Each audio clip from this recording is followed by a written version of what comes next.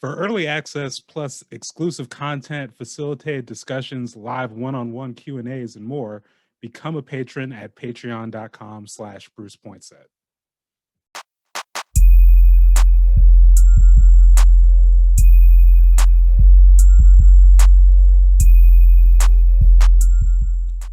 Welcome back to the Church of Can't Stop, Won't Stop. I'm your host, Bruce Pointset, and this is the show where we take the book Can't Stop, Won't Stop, A History of the Hip Hop Generation by Jeff Chang, and we link it to just the history of Portland hip hop because a lot of these stories are universal. And today I have not just a special guest, but possibly the guest with me, the author himself, Mr. Jeff Chang. Jeff, how are you doing this morning? Oh man, I'm good. I'm good, Bruce, and I'm honored to be here. Thank you so much for doing this podcast and just sort of getting these stories out into the world. Yeah. It's it's an honor to have you on here, and we're just gonna jump right into it because there's one of the themes I've kind of talked about in here is just like the connection to Portland to other areas and their stories, and you being in the Bay Area, there's a special Portland Bay Area connection, but in Mhm. your case in particular, one of the most influential, impactful groups. Like you were the person who signed them, the Lifesavers, who were recently inducted into the Oregon Music Hall of Fame. So can you just kind of talk about that story as far as well, maybe not that story, but just talk about the importance and the significance, and like when you got the news that they were being inducted, like how did that just what were your thoughts? Well, I can't take any credit for signing them. I was part of the Soul Size crew, which became Quantum Projects, and what I think happened over the years is a lot of different scenes on the West Coast were really in touch with each other. Um, and the guys would go, when I say the guys, I mean the crew, um, particularly folks like Chief Excel, Gifted Gab, may he rest in peace, DJ Shadow, Lyrics Born, Latita True Speaker would go to Portland and link up with Jumbo and Versatile, and they just bonded real deep, like minds and stuff. And so that it was just sort of an expansion of the crew, beyond like where we had started in the Bay.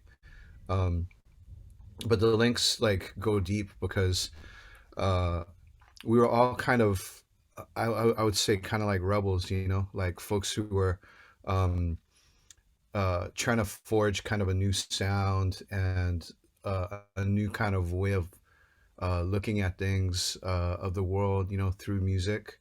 And in that regard, like, thinking about what Jumbo and Versatile, in particular, were doing, with all of their work in the community, with youth, and thinking about sort of what they're also trying to do aesthetically. It was all kind of of a piece together, and to me, like, thinking about them being recognized for all of their incredible music and their work, um, uh, in just in the arts, generally, along with like knowing what their standing is, in the community, what it means to Portland, particularly to communities of color, and to and how that ripples, through all of our different sort of scenes and that kind of thing. It was just like beautiful. It was like poetic justice. It was like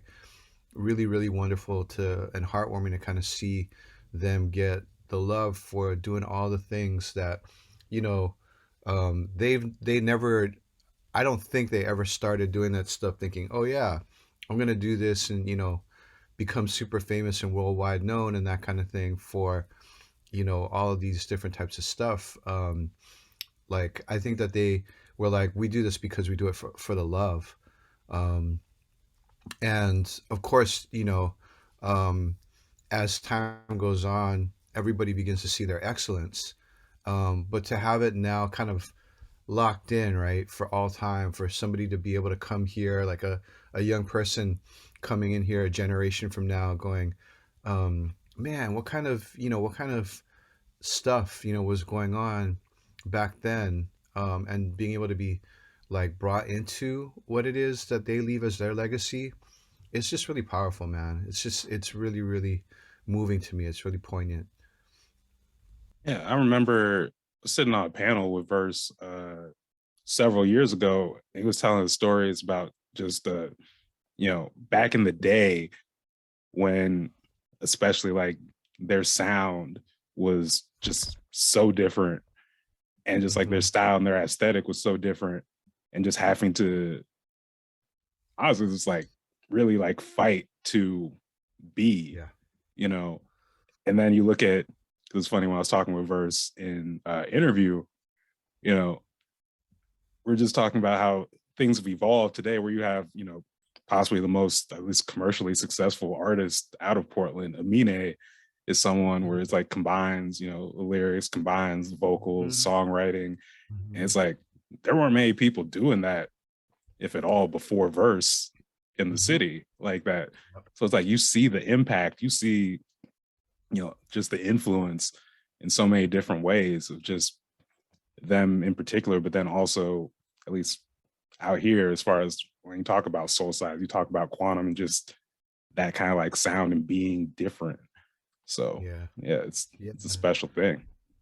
And to me, like the thing that makes their work so enduring is that they came up like it was like they were hella young when they were making the music, but it was like they were already really wise. They like really drew upon these deep, deep wells of black music and black culture and black history, and being able to put together their music. So like they deeply understood kind of like the traditions that they were working with in, and they were also like super futuristic and thinking about like what's the stuff that I'm gonna want to listen to, when I'm, older.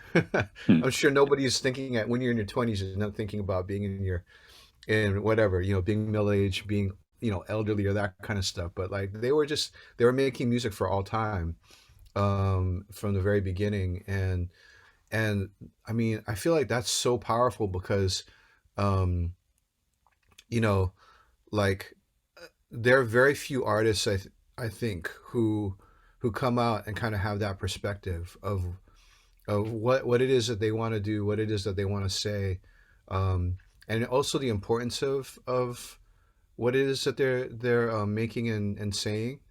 Um, and so like immediately from the first time like I was able to hear the Lifesaver stuff, it's like, oh, this is timeless stuff. And for real, for like the world to like recognize the timelessness of it as well, of their work, it's just it's so powerful. It's so, um you know validating is the minimal word. I think it's just like, I just think it's poetic justice, man. I think it's like it's just a beautiful thing. Yeah, yeah. So now bringing it back to Can't Stop Won't Stop, uh just for time, kind of putting things in a time perspective. Hmm. So Soul Sides, would what year did Soul Sides start? Well, we kind of came together around a radio station, a college radio station at University of California at Davis, KDVS, in like 1991. We started all kind of like coming together, and the first record that we did, came out in, I want to say early 1992. Um, that was, the DJ Shed on the Groove Robbers featuring Asia Born, or with Asia Born, and um, and so that was the first record that we put out. And subsequent to that, we had, we put out Black Alicious, Melodica. We did Latyrix, um, the album, and a number of different singles, and EPs. Latif had his stuff out as well then. on up to, you know, getting out Black Luscious Nia, and then the sort of transformation into quantum kind of occurred. Um, by that probably happened around 1998. Um, and I want to say like somewhere in that period is, you know, the period where, you know, they made the connection, and they just kind of they were like, oh wow, you know, so like, you know, real recognizing real in a way, you know, um, and so uh, I couldn't tell you exactly when, like what the chronology is kind of after that it all begins to kind of blur, but that's sort of when we kind of got started. And the thing to know about that particular period is, you know, there was a network of all these different types of radio stations and local scenes, all up and down the West Coast, where like folks were just hanging out with each other all the time. Like there would be whatever, there would be like events or shows, there were magazines, there were record stores, um, you know, there were all kinds of different ways for folks to kind of be able to link up with each other. So we were constantly in our car, you know, driving, you know, whatever, down to San Diego or up to Seattle or up to Portland, and you know, just like getting our music out, trading music, meeting each other, like hanging out, doing the thing, like whatever, you know, selling mixtapes, you know, all that kind of stuff. Um, and so like that period in the '90s was super. It was just super dope. It was wide open, you know. And again, I don't think a lot of people came in going, you know, we're gonna whatever, we're gonna like top the billboard and stuff. But we did have this attitude, like we got this chip on our shoulder and we're gonna change the world. Like just knock this off and we'll show you what we got, you know.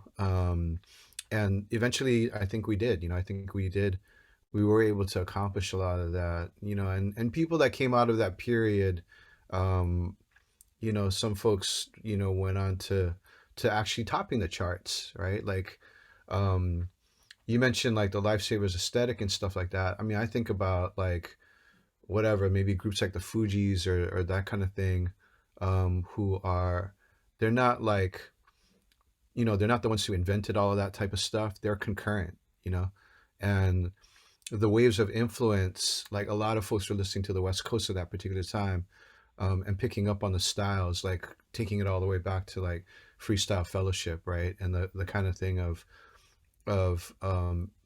like being really, really deeply in touch with the musicality of it all, as well as like the hardcore, ferocious battle rhymes that folks are trying to pull together and stuff. So, um, you know, the influence, it goes to like, you know, Bone Thugs and Harmony. It goes to like, um, you know, what ends up coming out. Now you hear it in Kendrick Lamar's music. Like those styles were all kind of being like pioneered. And you know, at the time I felt like, you know, Soul Side's Quantum, like we were at the forefront of a lot of that type of stuff. Yeah, and that's like a running theme in the book, actually, as far as like the underlying aspects of community building, you know, Mhm.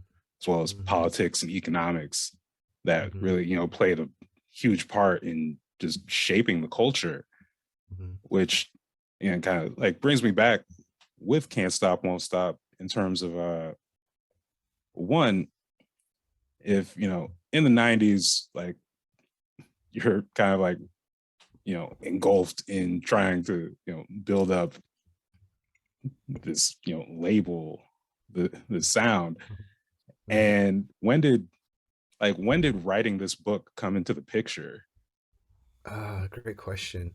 So, you know, for me, the connection is um so you know, we had our first record out in '92, and we ended up starting to build this label through the rest of the '90s. And we got some distribution deals overseas, and we're negotiating to do a distribution here in the US. Um, and at the same time, Shadow was blowing up internationally. Black Alicious got signed. You know, Lyrics Born is getting his music together, and then eventually he puts out one of the biggest like independent sort of underground hip hop records, um, later that day. And you know, through all of that, um, we were growing, we were changing. What happened was, this gets into a little bit of the story of how soul science becomes quantum, but um, essentially the short of it is that the industry really changed overnight in the late 90s. You had the Telecommunications Act come in, which we talk about in the book. Um, and then you start having consolidation of the industry. And so where you had all of these independent labels and all these independent distributors and all these independent record stores that supported all of that kind of stuff, all of a sudden you start having like these vertical companies, and they're squeezing out a lot of the independents. And so it kind of came to the end of the 90s, and we had sort of internally we were trying to work that out, and we couldn't make it work, contractually and in different kinds of ways. And so soul sides at that point evolved into quantum, became like a music collective. And I went back to writing, and I started helped start up this magazine called Color Lines, which is still going strong now, about racial justice and culture. And uh, and I went into writing, um, went back, I should say, into writing full time. And that was sort of the genesis of Can't Stop, Won't Stop, because it was like I wanted to kind of summarize like a way of under the way of under our way of understanding, like the last, I don't know, at that point it was like 30 or 40 years that had preceded us, how we got to be, so to speak. And so Can't Stop, Won't Stop was a book that meant to kind of pull together the underlying kind of historical aspects of how hip hop gets started, and puts hip hop, the culture, back into the context of um, the politics, right? The sort of revolutionary politics coming out of the Black Power movement, as well as the revolutionary culture that's coming out of the Black Arts movement, right? That eventually grows up into to becoming hip hop. Um, so that's where the book kind of really came from. And the book was published like in 2005. I started writing it like in 97, 98, I want to say. Um, and uh, and it took me forever to get it done. So that's why it came out in 2005.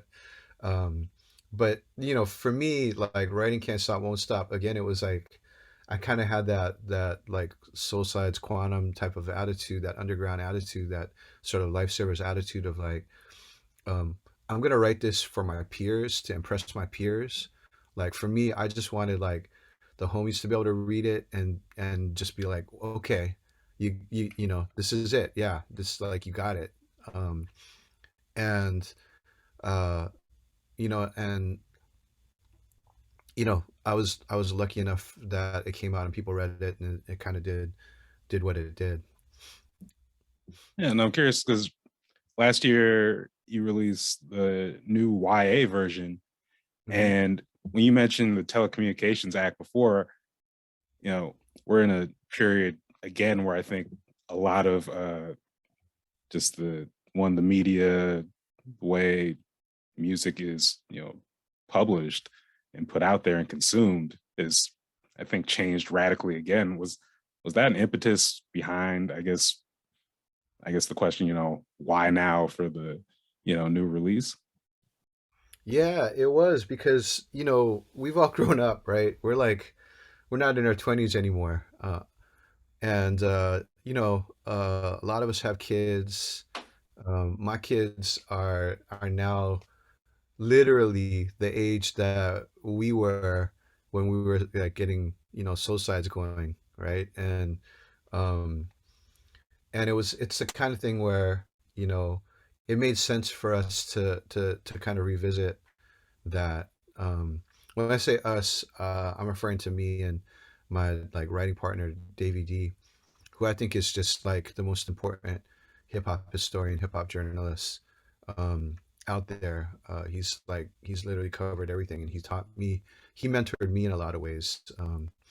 And so to be able to kind of work with him, and and Davey was one of our first big supporters too, one of the first big supporters of Quantum, and Lifesavers, and of course Black Alicious and Lyrics Born and Shadow and Latif, um, and so for us, like thinking about, wow, like there's actually a lot to say, like the first book ends in 2000, and you know, uh, 2 decades had passed, right? So it's actually been really nice to get this version out into the world, because it kind of draws a complete circle now.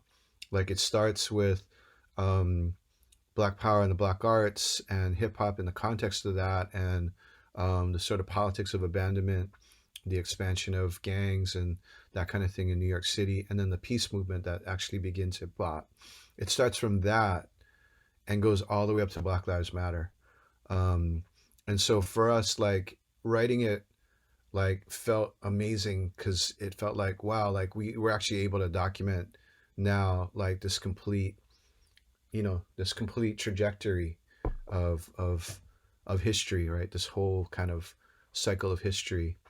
And I think the first book, for all of the um, for all of the really terrible, horrifying types of things that the folks who went through hip hop, like, had to go through and stuff, like the beauty of it is all there, as well. The beauty that they created is all there, and thinking about that leads you to a conclusion that's really hopeful, right, in the first book.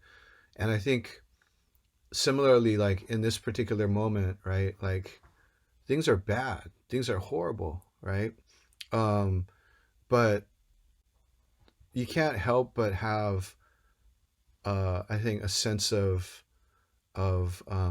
pride, um and hope about things moving forward. And I think this book, especially in ending with um the sort of connection of BLM and hip hop, um provides that, I think, for a new generation. So we want our kids to be able to look at this and be like, oh, okay, I can see myself in this long arc of history.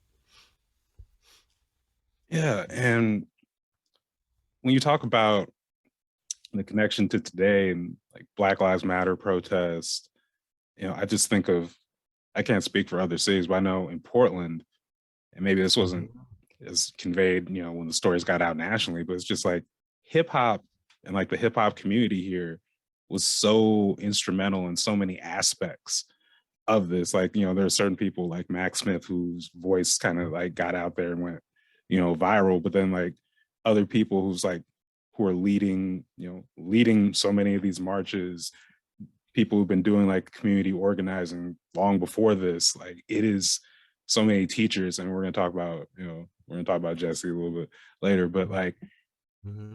a lot of there's so much as far as like the hip hop community here, like really shaping in a very positive way.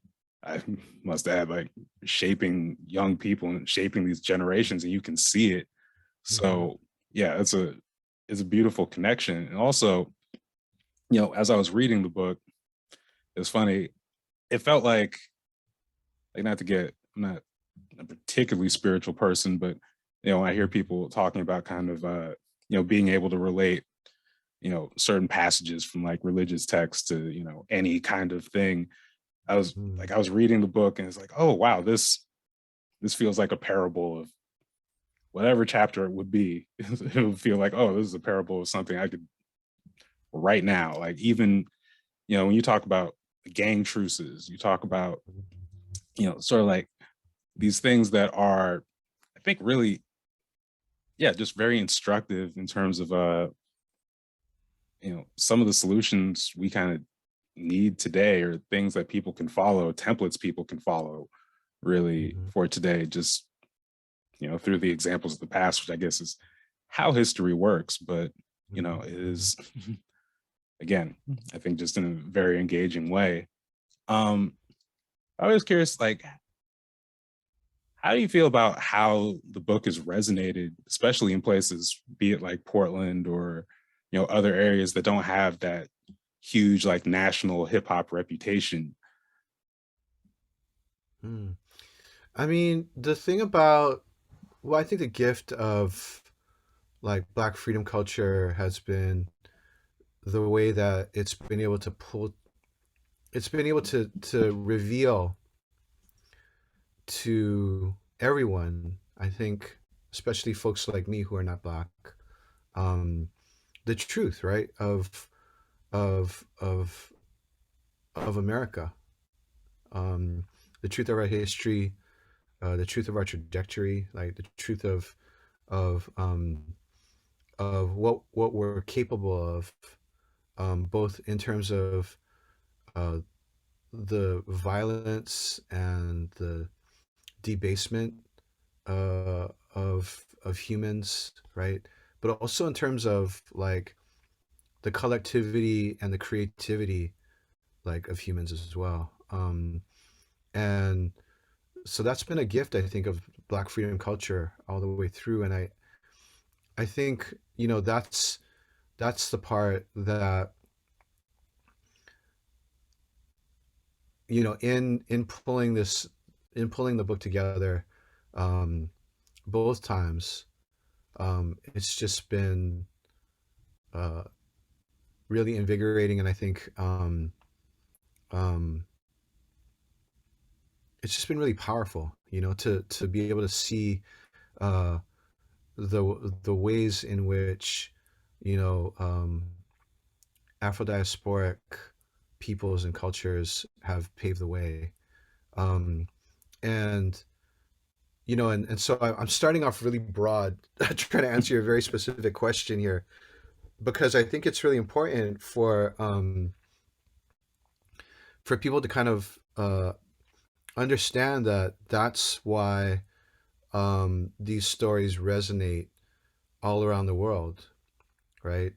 Not just in New York City or Los Angeles or the metropolises, where um, where where the stories that some of the book comes from, like, are about, like, they resonate everywhere.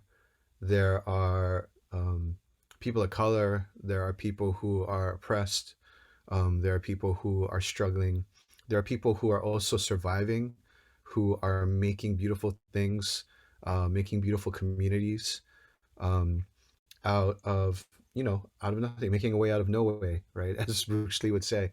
um, and and so, for me, like, being able to go, like, this book has taken me around the world, and being able to go to, like, all of these cities on pretty much, like, almost every continent, and be able to meet directly with others who are going through similar type of stuff and who have been inspired by hip hop, has just been, it's just been such a gift, right? And so, that's I think maybe the big picture of it. The question specifically about Portland, for me, is that, it's like Portland, like, needs to get its love, from the rest of the hip hop world in so many ways. Portland's a kind of place where it's been recognized for, um, its uh, its graphic design, its art, its food, um, all of these beautiful things that it's been able to contribute and, um, sort of, like, be recognized for, in American and global culture. But Portland hip hop. I mean, from the first time that I went to Portland, seeing the graffiti everywhere, um, being invited into the neighborhoods by Verse, to meet with the kids and seeing the incredible, powerful creativity, um, amidst like intense gentrification, right, and sort of resegregation, um, amidst, of course, all of the struggles with like the legacies and the continuing present of white supremacy, and white supremacist groups. Um, like Portland has had a lot to say, and it's all there in the music. It's all there in the hip hop culture. Um, so I think that, you know, for me, I always look to Portland as a beacon, as a way for I look to, you know, I look to work like Walita's work, Walida and Marisha's work, um, that's been able to point the way forward for us in terms of being able to think about the past and the future and the present, right? And to be able to think about the prison industrial complex and its ties to histories of white supremacy and slavery. Um, like Walita's been incredibly influential on my own work as well. Um, and all of that is, you know, is really deeply a part of what the character of Portland hip hop is about. So I think that that story needs to be told, and in that way, I'm really glad that you're doing this, and you know that all of our friends out there are continuing to carry the, you know, carry that flag. Yeah, shout out to Walida, who, Hmm. connected us, and was the first person who kind of put me on to Can't Stop Won't Stop, when specifically she made this, really the connection between the story of, the Cross Bronx Expressway, and Mm. how basically like tearing through the South Bronx, benign neglect, uh landlords basically paying people to burn down buildings, collect Mhm. the insurance money, and how a lot of that led to, you know, hip hop in the South Bronx. And then, yeah, she linked it back to Portland, just like, yeah, the I-5 freeway cutting Mm. through, Mm. old Northeast Portland, the Mhm. Memorial Coliseum, now, Moda Center, cutting through Mm. what used to be like the jazz hub of one of the Yeah. jazz hubs of the Northwest. And a lot of people don't even know that history. But yeah, I remember going to one of her presentations on that, and just, my mind was kind of blown. But like you said, like Portland has a story to tell, and it's very, Mhm.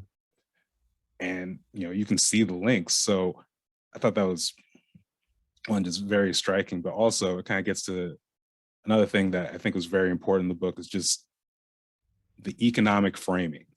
So I know Mm. we talked about Telecommunications Act earlier, and we're just now talking Mhm. about, Cross Bronx Expressway and gentrification. But yeah, can you just talk a little bit more about, you talk about going around the world and seeing this resonate, and people being able to say,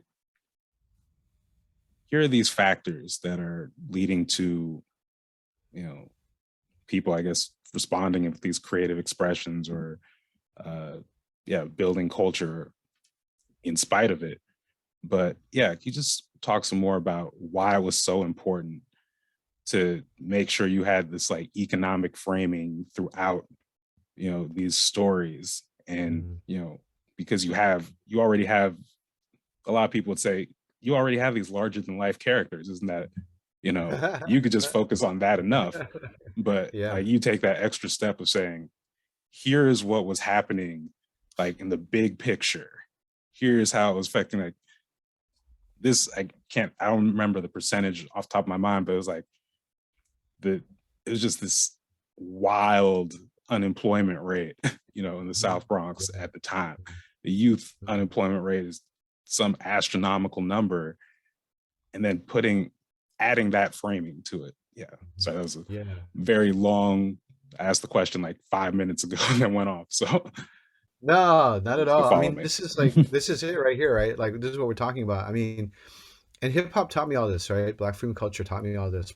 Black freedom movements taught me all this. It's like it's the kind of thing where, you know, if you start with the premise that people make culture, people make art, right? And and that it just doesn't come from the sky. Mhm. It actually really more comes from the ground, right? And the water. and the people who are living on that ground and water, and and people build it up from that, right? Um, so to be able to put hip hop back into uh, like a context, into a neighborhood context, is to kind of is to be able to see like the story that you talked about with the highway, with I-5 in Portland, um, the rebuilding of like these athletic facilities, multi-gazillion dollar athletic facilities that displaced all of these people and stuff. Like that's a story that gets repeated throughout like this particular period from the 1960s, into the 2000s, into the new millennium, and the displacement of people, which is violence that's done to them, right? Um, and and then people say, "Oh, wow, look at them! They're all fighting each other," right? Whatever, black on black violence, right? Nobody talks about white on white violence. People talk about black on black violence. It's like, where does this violence come from? It's when the gangs were at war with each other in the Bronx. Um, it was gangs that had resegregated themselves in the same way that they had been segregated by urban policy, by urban planning policies, right? So they resegregated themselves into black gangs and Puerto Rican gangs. Um, and so when they fight, it's interracial violence, right? Or it's, intraracial violence, right? It's all poor folks fighting against each other.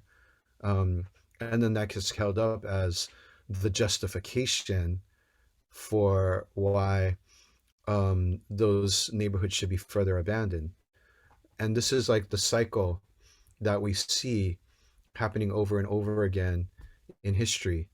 Hip hop kind of marks just the latest sort of iteration of that from the 60s into the new millennium. Um, So I felt like it was important to tell that story. I didn't feel like it was important to tell that story. Hip hop felt like it was important to tell that story. Hip hop did that, and so if I'm being honest to like what I'm seeing in the art, what I'm hearing in the art, what I'm moving through in the art, like all of those kinds of things, right? If we begin to be honest to like what is being represented in that, right? Like the up rock starting as a gang dance, right? Um, but even before that, like having roots in Afro diasporic cultures that you can see examples of throughout the diaspora, right? Like, how did it go from being a dance of celebration to a dance of warfare? Um, like, you got to be true if you're honest. If you're honest, to the stuff that you're purporting to cover or write about, you've got to be true to that.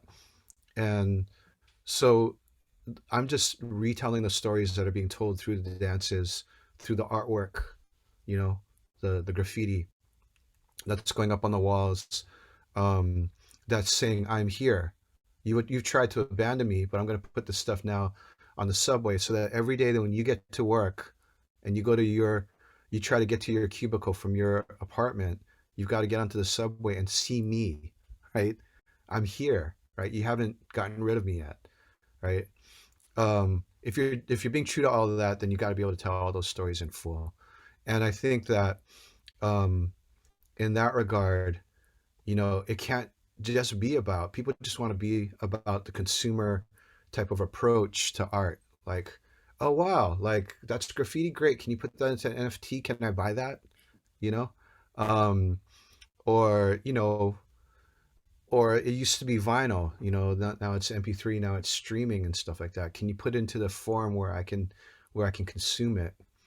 But if you're serious about it, you've got to trace the story of that. And the story takes us back over and over again to the creativity of Black folks, um, against the odds that have been placed up against them by white supremacy.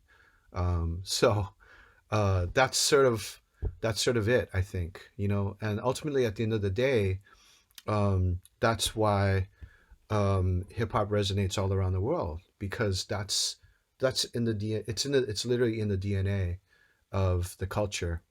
Um, yeah.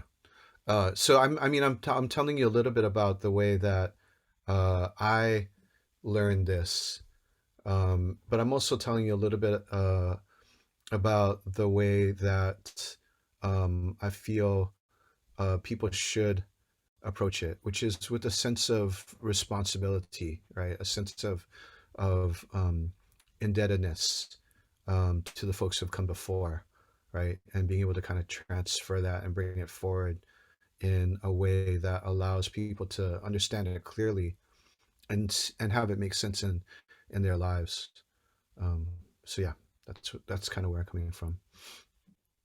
Yeah, and speaking of resonating, I'd be remiss if I didn't mention there was a teacher I mentioned earlier, Jesse Gardner at Mhm. McDaniel's High School, who I've had the pleasure of teaching a residency with.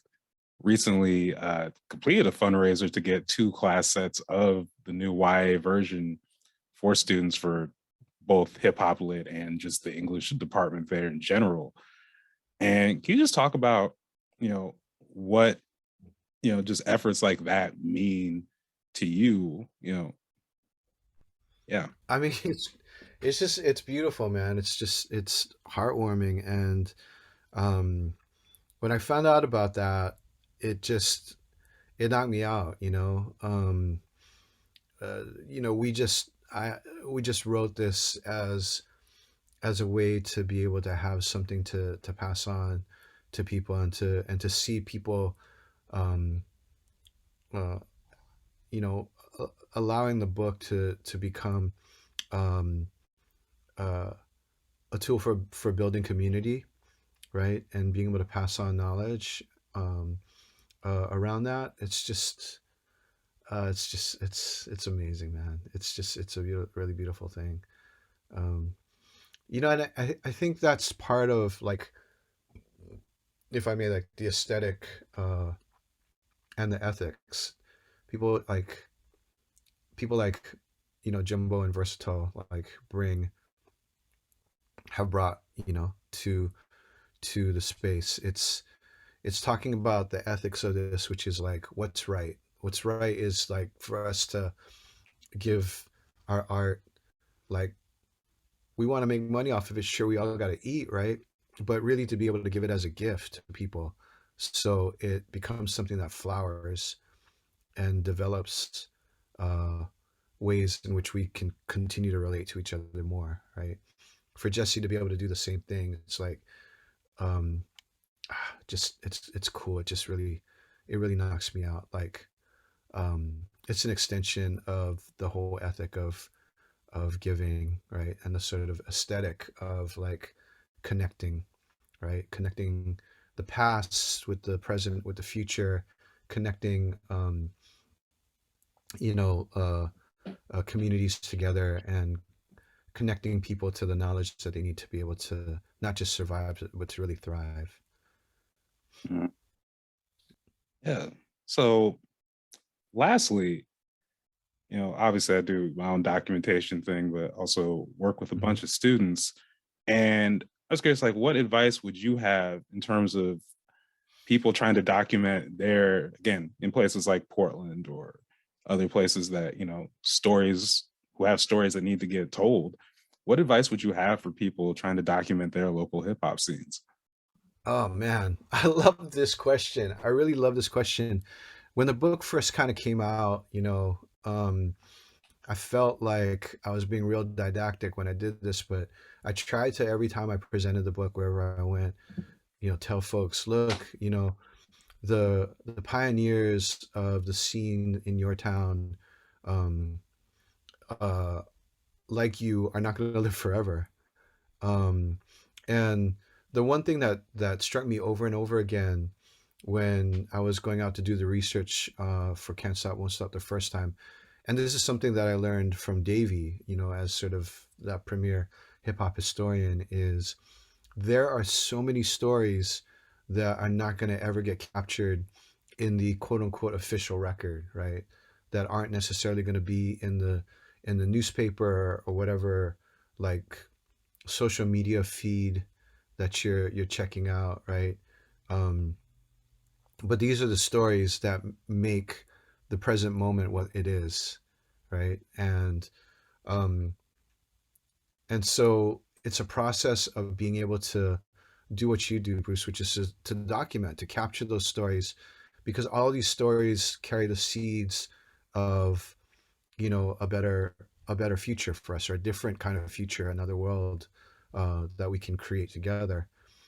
Um, and and so it's really, really, really crucial, and we tried to do that in this book, um, for every scene, not just the scenes that have artists who have topped the charts, such as New York or Los Angeles, you know, or I don't know, Miami or Atlanta or the Bay Area even.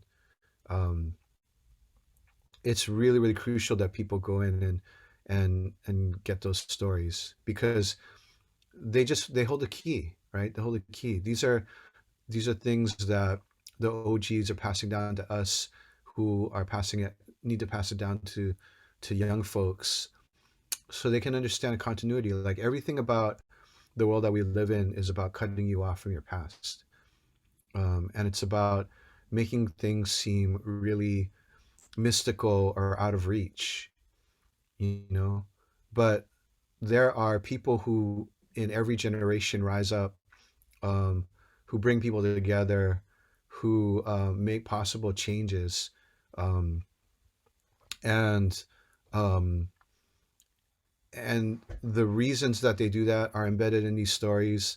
The ways that they did that are embedded in these stories, and the results of it are embedded in these stories. And that's why, you know, they don't want you to know those stories. That's why there's this constant forward march away from the past, to make it seem as if you don't have like any of those types of things to draw on. You have only the things that are given to you, you know, via the social media aspects, via your quote unquote official schooling, and all that kind of stuff.